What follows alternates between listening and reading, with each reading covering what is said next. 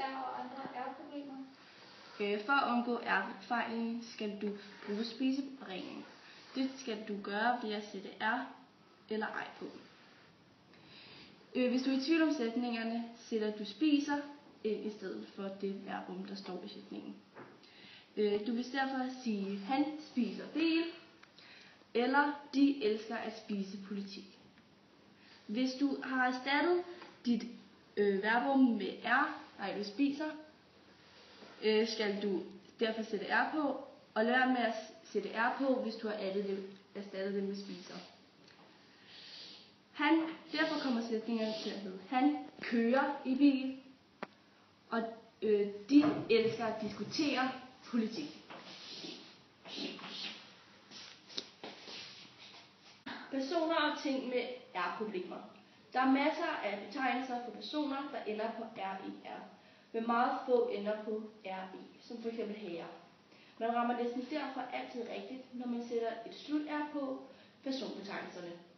For eksempel en murer, en vandrer, men også ting, som kan gøre noget, ender tit på RER, som f.eks. bagagebærer, som er på en cykel, og en koncertfører, som er en bog.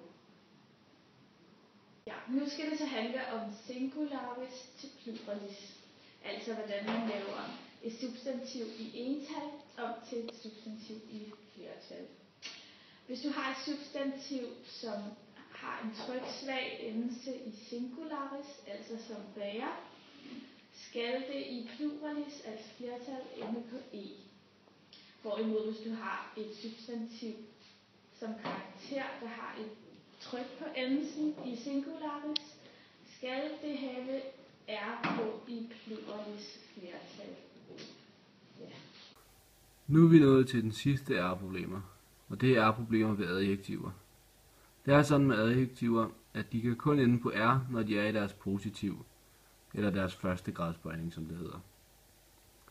For eksempel lækker og sikker, som begge to slutter på R. Adjektiver kan selvfølgelig også ende på ting, som ikke er, som for eksempel blød.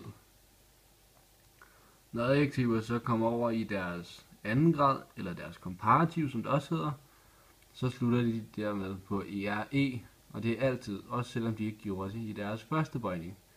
Som for eksempel blødere, som slutter på D i første bøjningen, men ERE i anden bøjningen. Lækre, sikre og blødere.